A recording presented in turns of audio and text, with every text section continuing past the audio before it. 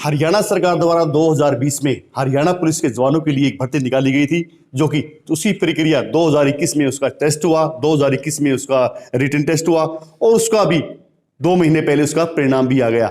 परिणाम आने के बावजूद भी इनकी ज्वाइनिंग नहीं हो रही है। ऐसे में ये जो 6000 परिवार हैं, जो 6000 युवा हैं, बेरोजगारी के दंश अभी भी झेल रहे हैं। हम इनसे बातचीत करेंगे।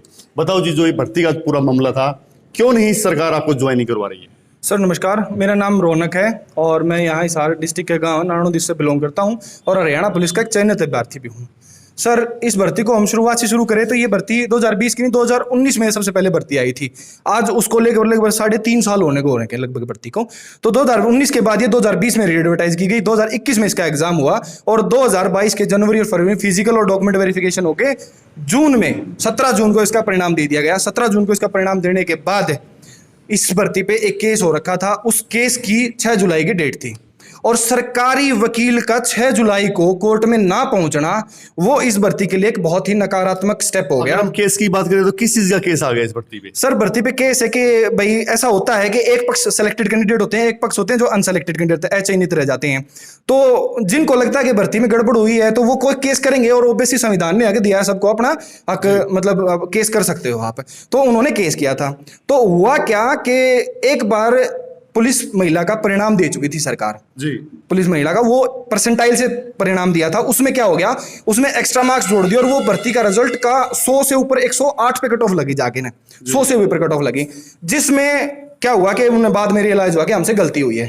खट्टर साहब ने सदन में माफी भी मांगी कि हम इसको मतलब भाई ठीक करेंगे परिणाम को और दोबारा देंगे। तो उसमें क्या हुआ, भर्ती बहुत लंबे टाइम से कोर्ट में उलझी हुई थी। तो क्या हुआ, इन्होंने कोर्ट से बिना पूछे हुए सरकार ने, क्योंकि जो जज साहिबा हैं जयश्री ठाकुर, उन्होंने पहले ये बताया था कि आप जो भी परिणाम दो वो हमें कमीशन से पूछ, क्या नाम है सर, कोर्ट से पूछ के देना। बिना कोर्ट से पूछे उन्होंने रिजल्ट दे दिया। This is the contempt of court. उन्होंने गलती की, उस वजह से नहीं, अभी ये भर्ती ठीक है कोर्ट में चली गई है, कुछ लोगों ने आवाज उठाई है जिनका चयन नहीं हुआ, लगा लो, तो इसमें उनका हक पड़ता है कि भाई वो अपनी आवाज उठाएं और ठीक तरीके से करें। इसमें सरकार ठीक पैरवी कर रही है। सरकार पैरवी कर रही होती तो भर्ती कब की पूरी हो जाती, हमारी कब की ज्वाइनिंग हो जाती। 6 जुलाई को जब हमारी सुनवाई थी उसमें सरकारी वकील नहीं पहुंची। वहां पे लिखवाया गया कि भाई उनका स्वास्थ्य खराब है, एजी डबल एजी एक तो नहीं है, कम से कम 15 से 20 डबल एजी है सरकार के। लेकिन उसका वकील का ना पहुंचना क्या हुआ, तुरंत प्रभाव से जज साहिबा ने ये कह दिया कि भाई इस पे स्टे दीजिए। इन्होंने मेरे से बिना पूछे रिजल्ट निकाला और बिना पूछे ही अब ये आ भी नहीं रहे हैं। तो उस पे ये हुआ कि कोर्ट की तरफ से स्टे लग गया भर्ती पे।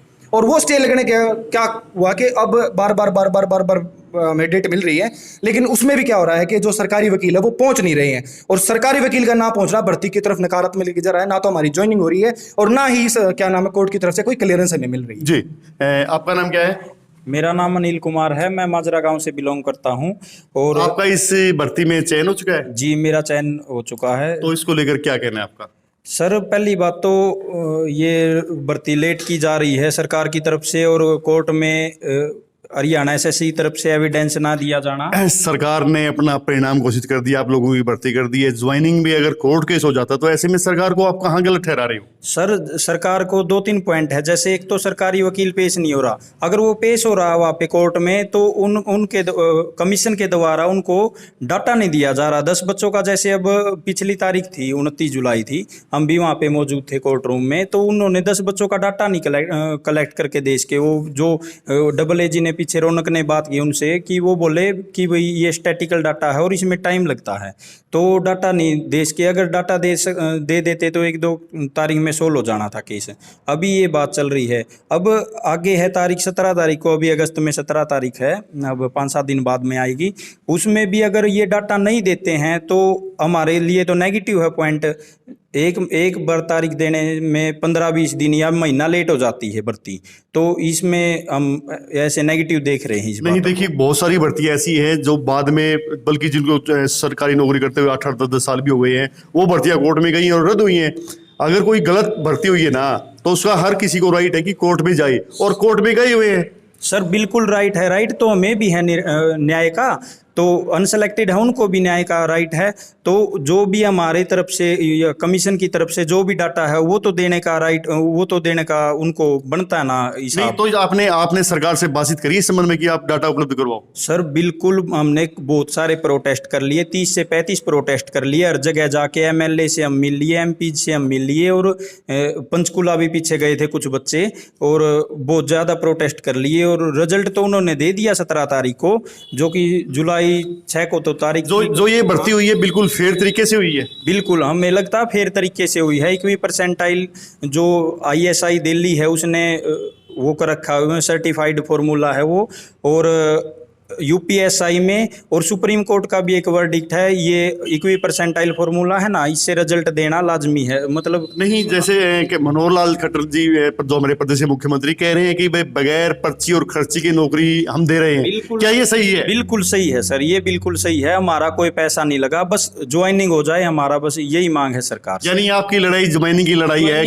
कि सरकार जल्द से जल्द तथ्य पेश करके हमारी ज्वाइनिंग करवाए। बिल्कुल सर, ये काम सरकार का है और बोर्ड का है, वो तथ्य पेश करे कोर्ट में और कोर्ट से भर्ती को निकाले। हम बस यही रिक्वेस्ट करना चाहते हैं। जी जी, हम आएंगे आपके पास। आपका नाम क्या है? सर मेरा नाम परवर है, मैं नारनौल से बिलोंग करता हूँ और मैं भी सिलेक्टेड हूँ सर। जो इस भर्ती में आप सिलेक्टेड हो, तो इस भर्ती को लेकर आप क्या कहना चाहोगे? सर तारीख पे तारीख मिलती जा रही है। 29 तारीख को फिर से HSSC ने सरकार से टाइम, उससे कोर्ट से जो टाइम मांग लिया, तो इन्होंने सर 17 को हमें उम्मीद है कि ये हमारे पक्ष में फैसला आ जाए। अगर नहीं आता तो सर हम आगे CM साहब से मिलेंगे, HSSC के बाहर प्रदर्शन करेंगे और आगे की सभी भाइयों के साथ मिलकर रूपरेखा तैयार करेंगे कि हम क्या आगे नहीं, क्या। आपको तो थोड़ा सा टाइम हुआ है, बहुत सारे ऐसे लोग हैं जिनको 2-2 साल हटे हो गए अपनी लड़ाई लड़ रहे हैं, आप तो 2 महीने में ही थक गए। सर 2 साल हम सर हम आप हमारी तैयारी रखो ना सर, कितने सालों से कर रहे हैं हम।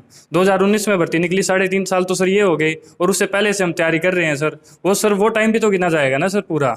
तो आपको ये लगता है कि सरकार ने अगर परिणाम घोषित कर दिया तो हमारे को जल्द से जल्द ज्वाइनिंग करवाई? सर यही तो सर हर कोई चाहता है जो जिसका परिणाम घोषित हो जाए उसको ज्वाइनिंग मिले, पर सर हम ये चाहते हैं कि फेयर तरीके से जो भाई अनसेलेक्टेड है उनको मतलब उनके साथ भी भेदभाव नहीं होना चाहिए।